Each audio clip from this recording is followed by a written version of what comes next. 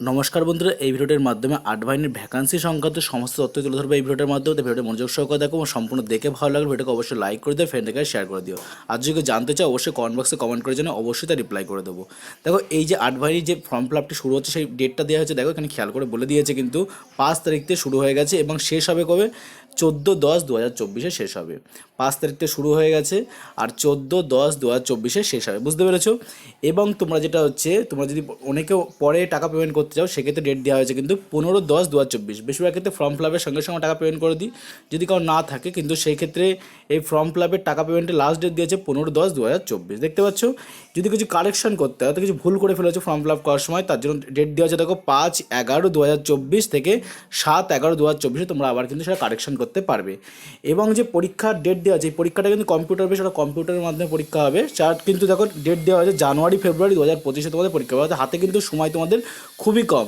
আর দেখো এখানে আমি কিছু কথা তোমাদেরকে বলে রাখি, যারা আমাদের কাছে এসএসসি জিডি একটা ব্যাচ রয়েছে, আমাদের এসএসসি জিডি অনলাইন ব্যাচে ভর্তি হতে চাইছো, সেক্ষেত্রে ফেসিলিটি রাখা হয়েছে। সেক্ষেত্রে এই পরীক্ষা হওয়া পর্যন্ত তোমরা আমাদের কাছে অনলাইনে পড়াশোনা করতে পারবে, 4টে সাবজেক্টেই পড়াশোনা করতে পারবে, অর্থাৎ GK, reasoning, math, English, grammar 4টে সাবজেক্টই পড়াশোনা করতে পারবে। সেক্ষেত্রে মূল্য মাত্র লাগবে কোর্স ফি 449 টাকা, মাত্র 449 টাকা আমাদের কাছে এসএসসি জিডি তোমরা কমপ্লিট কোর্স পেয়ে যাবে। কী কী পাচ্ছ একবার তো তোমাদেরকে বলে দিই। দেখো, এক পাবে হচ্ছে তোমরা হচ্ছে অধ্যায়ভিত্তিক সমস্ত ক্লাস পাচ্ছ। 2 প্রিভিয়াস ইয়ারের যে কোশ্চেনগুলো আছে সেগুলো তোমরা সলভ পেয়ে যাবে। 3 পাবে তোমরা মক টেস্ট পাবে। 4 পাবে লাইভ ক্লাস পাবে। এবং 5 তোমরা যদি ক্লাস মিস করো রেকর্ড ক্লাস পেয়ে যাবে। আশা করি তোমাদের এই করে ফেসিলিটি পেলে অনায়াসভাবে তোমরা পরীক্ষা কিন্তু ক্র্যাক করতে পারো, যদি ভালো করে পড়াশোনা করো, আমাদের কাছে পড়ো এবং অধ্যায় ভিত্তিকভাবে সমস্ত কিছু সমাধান করার চেষ্টা করো। ওকে, এটা গেল তো আমাদের ব্যাচ কোর্স বিষয়ে। তোমাদেরকে এখানে ডিটেলস সব বলে দিলাম। তাহলে তোমরা হচ্ছে ডেট শুরু হচ্ছে কবে? 5/9/2024, শেষ হচ্ছে কবে? 14/10/2024, বুঝতে পেরেছো?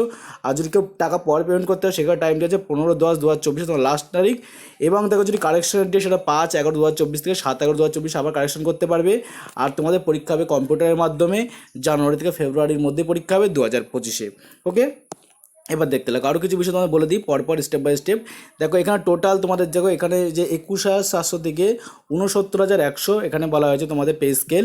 আর দেখো সেটা পে স্কেল লেভেল 1 তোমাদের 18,000 থেকে 56,900 টাকা। ওকে, তোমাদের পে স্কেল থাকবে।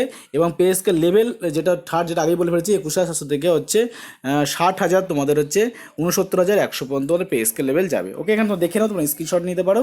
এবং যে ভ্যাকান্সির বিষয়টা রয়েছে, সেই ভ্যাকান্সির বিষয়টা দেখো তোমাদের রয়েছে, সেটা টোটাল ভ্যাকান্সি আছে। আমি এখানে দেখেছি 39,481 টোটাল ভ্যাকান্সি।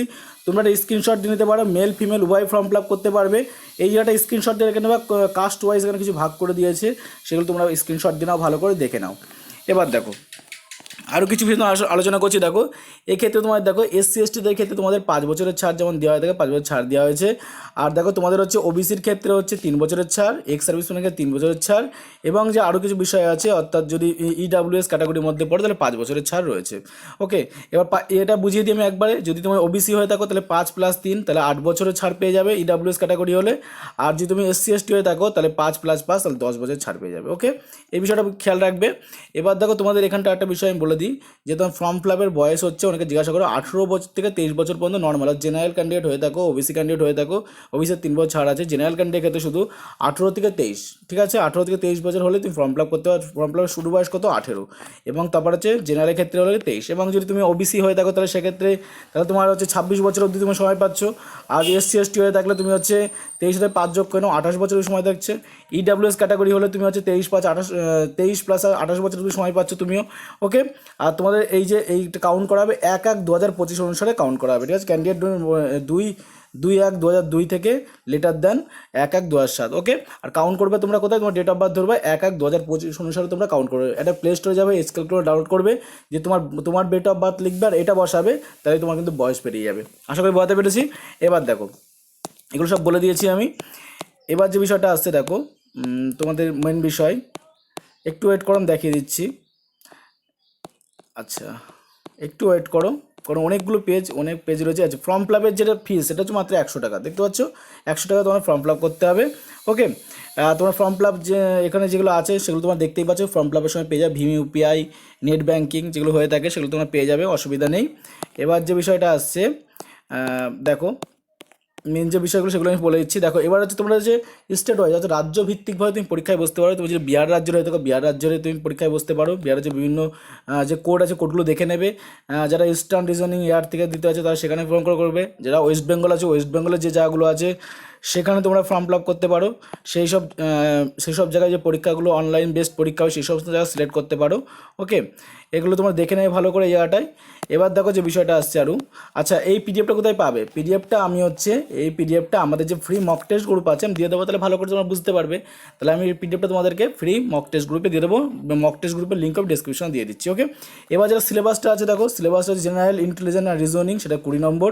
এই 20টা প্রশ্ন থাকবে, পার কোশ্চেন 2 নম্বর, 40 নম্বর। ঠিক আছে, পার্ট বিতে থাকবে জেনারেল নলেজ এবং জেনারেল অ্যাওয়ারনেস 20 নম্বর, 20টা কোশ্চেন থাকবে, তার নাম্বার হচ্ছে 40।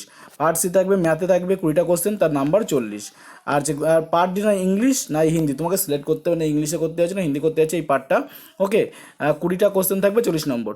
তুমি পরীক্ষা যে কোনো ভাষায় দিতে পারবে, কোনো অসুবিধা নেই। বাংলায় দিলে বাংলায়, হিন্দি দিলে হিন্দি, উর্দুতে দিলে উর্দু, কর্ণাটক, তুমি যে ভাষায় ইচ্ছা পরীক্ষা দিতে পারবে। সময় হচ্ছে কত? 60 মিনিট। হ্যাঁ ঠিক আছে, যখন পরীক্ষায় তুমি বসবা তখন তোমাকে সিলেক্ট করতে দেবে তুমি কোন ভাষায় পরীক্ষা দিতে চাইছো, সেটা তুমি সিলেক্ট করে নেবে, তাহলে তুমি পরীক্ষা দিতে সেই ভাষায় পারবে। ওকে, তাহলে সময় কত? সময় হচ্ছে কিন্তু 1 ঘন্টা। এরপর দেখো মেন বিষয়গুলো আমি বলে দেবো। তো পরীক্ষা যদি পাস করে যাও তাহলে সেক্ষেত্রে তারপরে দেখো তোমাদের 5 কিমি রান করতে হবে। 5 কিমি রান করতে হবে, 24 মিনিট সময় দেবে মেলদের ক্ষেত্রে। ফিমেলদের ক্ষেত্রে হচ্ছে 1600 মিটার রান করতে হবে 8.5 মিনিটে। বুঝতে পেরেছো? এবং তুমি যদি হয়ে থাকো লাদাখ রিজন, যেটা আমার দরকার নেই এখানের ক্যান্ডিডেটের ক্ষেত্রে, যে 1600 মিটার রান করতে হবে 7 মিনিটে এবং 800 মিটার মেয়েদের ক্ষেত্রে রান করতে হবে 5 মিনিটে। কিন্তু আমাদের মেন হচ্ছে এইটা। ফিমেলদের ক্ষেত্রে কত? 5 কিমি রান করতে হবে কত? 24 মিনিটে। আর ফিমেলদের ক্ষেত্রে 1600 মিটার রান করতে হবে 8.5 মিনিটে।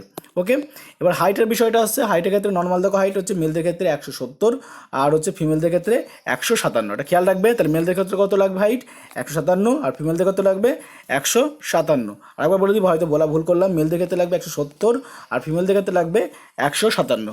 এবার দেখো জাস্ট এখানে একটা বিষয় যেমন বলে দিই, জাস্ট যারা এসটি ক্যাটাগরির মধ্যে তাদের একটু হাইটে ছাড় আছে। মেলদের ক্ষেত্রে 162.5 আর ফিমেলদের ক্ষেত্রে 150। আর বাদ বাকিরা এখানটা দেখে নেবে একটুখানি, কারণ আমাদের মোটামুটি এসটির ক্ষেত্রে আমাদের যেটা লাগে হাইটটা, ঠিক আছে, সেটা আমি বলে দিলাম। এই যে এর আগে রয়েছে দেখো 162.5 আর 150। ওবিসি এ, ওবিসি বি, এদের এসসি, এদের কোনো হাইটে কোনো ছাড় নেই কিন্তু। ওকে, এবার দেখা যাক। এবার দেখো এখানে চেস্ট লাগবে হচ্ছে 80 লাগবে। সে তুমি এসসি হয়ে থাকো, তুমি ওবিসি হয়ে থাকো, জেনারেল থাকো, হাইট আর 5 তোমার ফোলানোর ক্ষমতা থাকতে হবে, দিয়ে 85 করতে হবে। ওকে, নর্মাল এটা।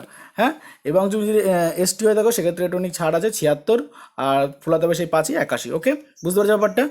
এবার বাদ বাকি তোমার দেখে নেবে, গোর্খা মোর্খা রয়েছে, এগুলো নিয়ে আলোচনা করলাম না।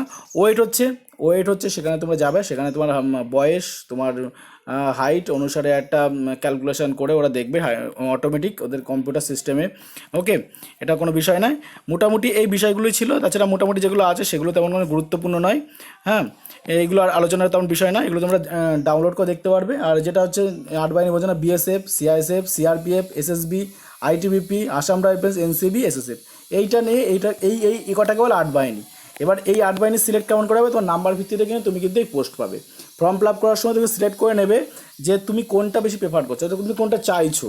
ঠিক আছে, সেটা তুমি যদি বিএসএফ ফার্স্ট অপশন রাখতে চাও বিএসএফ ফার্স্ট অপশন রাখবে, সিআইএসএফ সেকেন্ড অপশন রাখবে, সিএসএম সেকেন্ড অপশন রাখবে, সেটা তোমার উপর নির্ভর করবে তুমি কেমন পড়াশোনায় ভালো, কতটা কী, এবং পরবর্তীতে তুমি পাস করবে তোমার নাম্বার ভিত্তিতেই কিন্তু সেই হিসাবে সিলেকশন হবে। সেটা তোমার উপর নির্ভর করছে সম্পূর্ণ তুমি কোন বাহিনীতে যেতে চাইছো। ওকে, আশা করি সমস্ত ইনফরমেশন সাহায্য করেছি। ভিডিওটা ভালো লাগে অবশ্যই লাইক করো, ফ্রেন্ডকে শেয়ার করো। জয় হিন্দ, বন্দে মাতরম।